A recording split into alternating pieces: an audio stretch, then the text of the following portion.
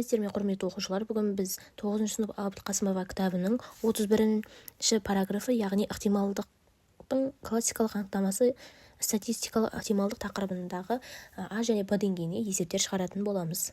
Олай болса, бүгінгі формуламызбен танысып өтсек. А оқиғасының ықтималдылығы деп тең мүмкіндік жағдайда М қолайлы нәтижелер санын N жалпы нәтижелер санына қатынасын айтады. Олай болса, бізде 31-де бірінші есеп. Ойын сүйегін лақтырған кезде 1-ден 6-ға дейінгі сандар түседі. Төмендегі оқиғалардың ықтималдылықтарын табыңдар дейді. Бірінші бізде 2 санының түсуі. Яғни М тең 1-ге, N тең 6-ға. Олай болса, бізде P-мыз тең 6-дан 1-ге. Екінші 1 немесе 2 санның түсуі дейді. Олай болса, бұл жерде бізде М-міз тең 2-ге, N-міз тең 6-ға. Ол P бізде тең болады 6-дан 2-ге. Оны 2-ге қысқартамыз. Сонда бізде 3-тен 1-ге тең болады. Келесі 3 немесе 6 санының түсуі дейді. Олай болса, бұл жерде бізде М тең 2, N тең 6 болады. Сонда бізде P тең болады 6-дан 2-ге. Оны 2-ге қысқартатын болсақ, 3-тен 1-ге тең болады. Келесі 4-ші бізде жұп санның түсуі дейді. Бұл жерде жұп сандар бізде 2, 4 және 6. Сонда бізде М-міз тең болады 3-ге, N-міз тең болады 6-ға. Онда бізде P тең болады 6-дан 3-ге. Оны 3-ге қысқартатын болсақ, тең болады бізде 2-ден 1-ге. Қорапшада 2 ақ және 5 қызыл шар бар. Қорапшада кездейсоқ алынған шардың бірінші ақ, 2-ші қызыл, 3-ші жасыл болуының ықтималдылығын табыңдар дейді. Олай болса, бізде бірінші ақ, бізде ақ шарымыз 2-ге, екеу, сонда бізде М-міз тең 2-ге, N-міз тең 5 қосылған 2 тең 7 болады. Сонда бізде ықтималдылығы P-мыз тең 7-ден 2-ге. Келесі екіншісі бізде қызыл шар шығуының ықтималдылығы, яғни қызыл шарымыз бұл жерде бізде 5-ге тең. Олай болса, М-міз тең 5-ге, N-міз тең 7-ге, онда ықтималдығымыз P-мыз тең болады 7-ден 5-ге. Келесі үшіншісінде бізде жасыл шар шығуының ықтималдығы. Бұл жерде жасыл шарымыз бізде қорапшаның ішінде жоқ, яғни бізде М тең 0 болады, N-міз тең 7-ге. Олай болса, P тең 0 бөлінген 7 тең 0. 31-де 2-нің әсі. Қорапшада 4 қызыл және 7 көк шар бар. Қорапшадан кездейсоқ алынған бір шардың бірінші қызыл, екінші ақ емес, үшінші көк болуының ықтималдылығын табыңдар дейді. Бізде бірінші қызыл шар таңдап болу керек. Бізде қызыл шарымыз 4, онда М тең 4, N тең 7, ықтималдылығы бізде P-міз тең 7-ден 4-ге. Келесі бізде екіншісі ақ емес дейді. Яғни бізде қорапшада мүлдем ақ шар болмағандықтан, онда қорапшадағы барлық шарлардың саны бізде ақ емес, Олай болса, P-мыз бізде тең болады 11-ден 11 тең 1. Келесі бізде үшіншісі көк шардың шығу ықтималдығы. Көгіміз бізде 7 болғандықтан М тең 7, N-міз тең 11. Олай болса, P-мыз тең бізде 11-ден 7-ге. Келесі бізде 31-де үшінші есеп. Тәжірибе. Ойын сүйегін лақтырылды. А, Б және С оқиғалары қарастырайық. А оқиғасы бізде ойын сүйегін лақтырғанда жоғары жағындағы сан 12-ге бөлінеді. Б оқиғасы бізде ойын сүйегінің жоғары жағындағы сан 2-ге тең. С оқиғасы бізде ойын сүйегін жоғары жағындағы сан 2-ге бөлінеді. Төмендегі теңдіктердің қайсысы дұрыс? Жауаптарыңды түсіндіріңдер дейді.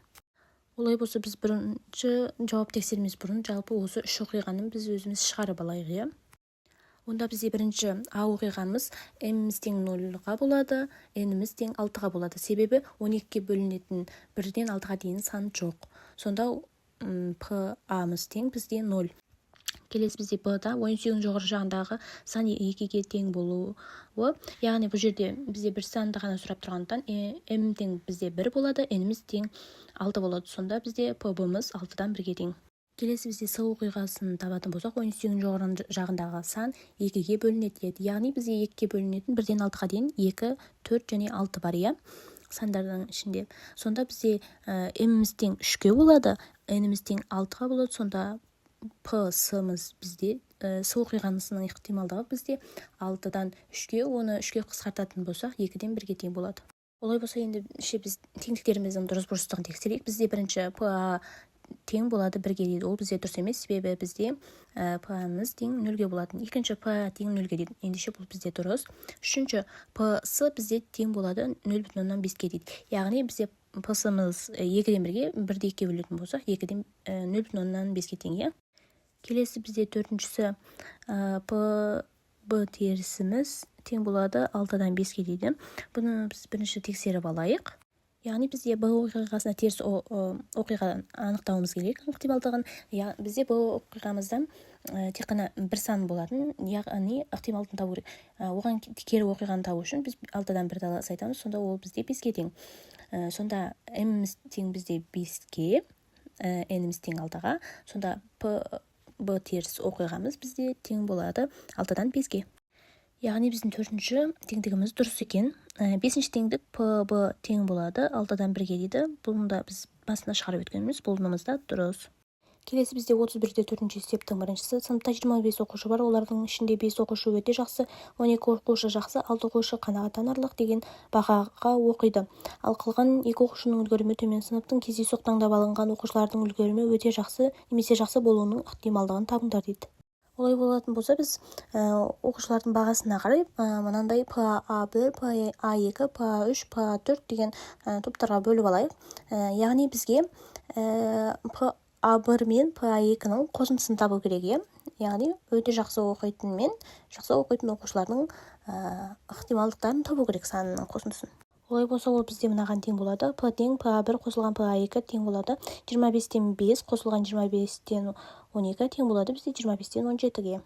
Бізде келесі 31-де 4-тің екіншісі. 25 емтихан билетінің ішінде 5 жеңіл билет бар. 2 оқушы кезекпен 1 билеттен алады. Бірінші оқушының жеңіл билет алуының ықтималдығын таңдар дейді.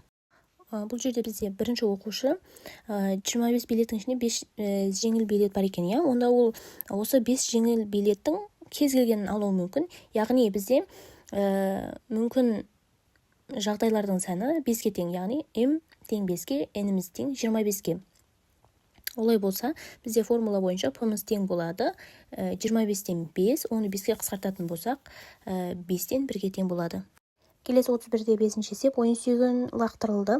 Бірінші 3 немесе 5 санның түсуін анықтау керек. Бізде 3 немесе 5 сан деп тұр. Бізге онда қажетті жағдайлар саны 2-ге тең, яғни m-іміз тең 2-ге, n-іміз тең 6-ға. Сонда бізде болады p-мыз 6-дан 2-ге, 2-ге қысқартатын болсақ 3-тен 1-ге тең. Келесі бізде екіншісі 6 немесе 5 санның түсуі. Бұл да алдыңғы есептегідей. m-іміз тең 2-ге, n-іміз тең 6-ға.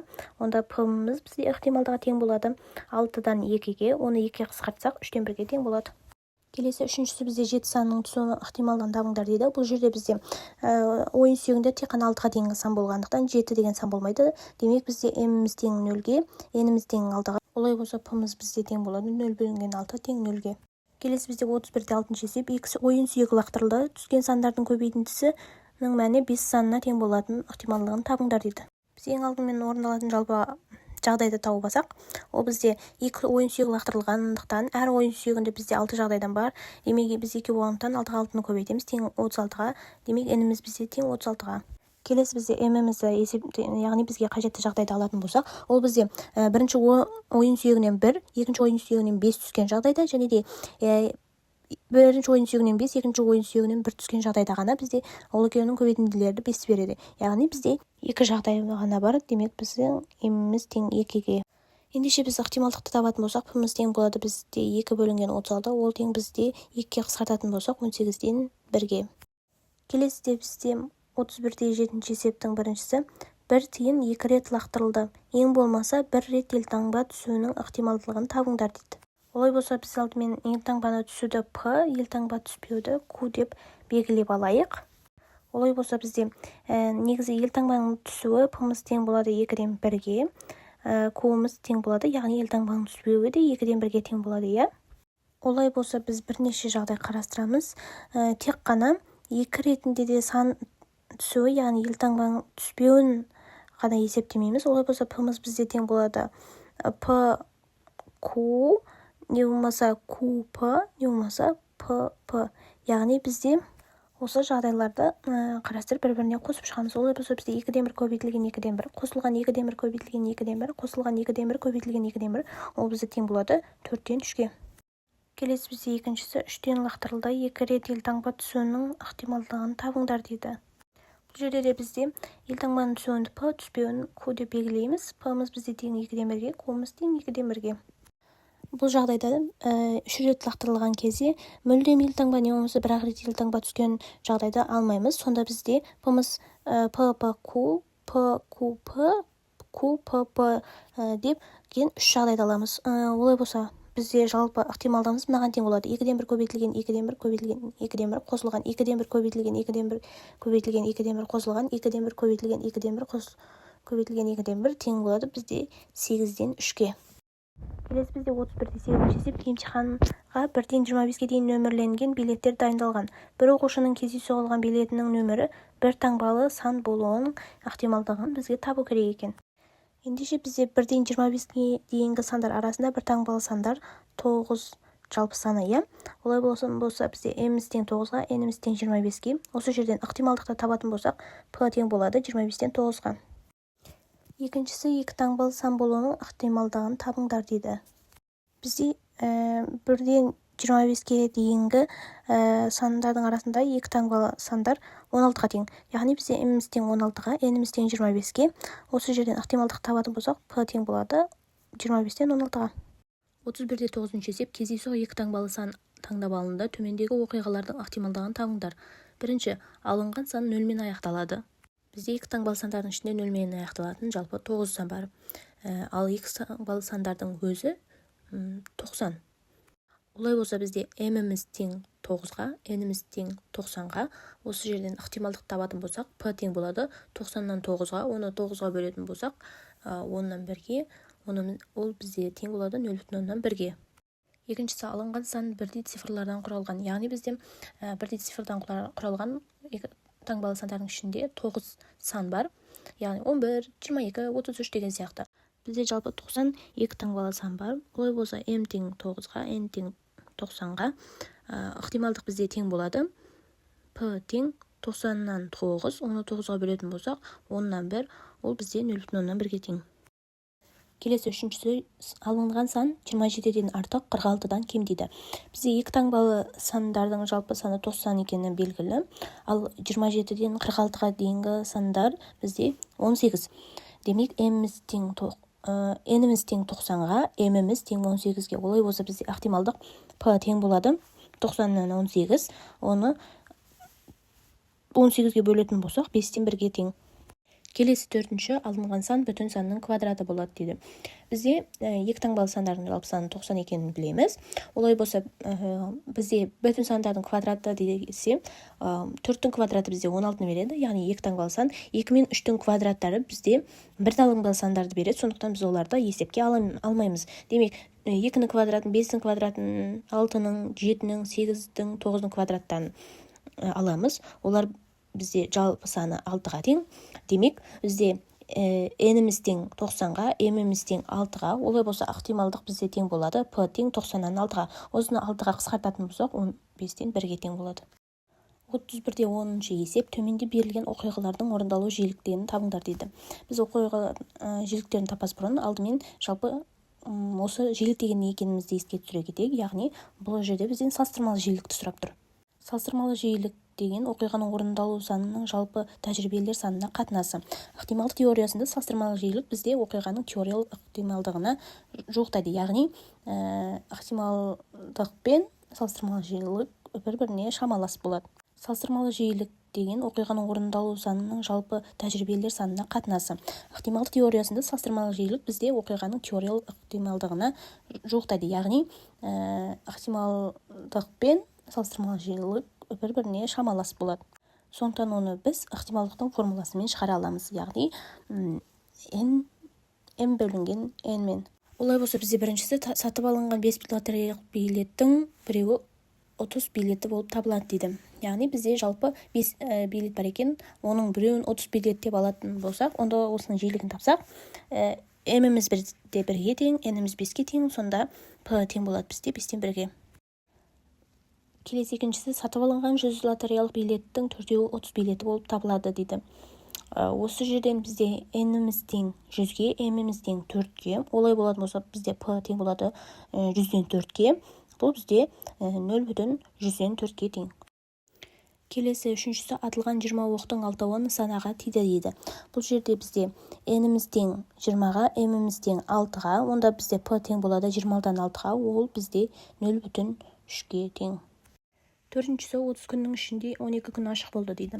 Олай бізде n-іміз тең 30-ға, m-іміз тең 12-ге, осы жерден бізде p тең болады 30-дан 12-ге, ол бізде 0,4-ге тең. Осымен біздің видеомыздың соңына келіп қалыпты.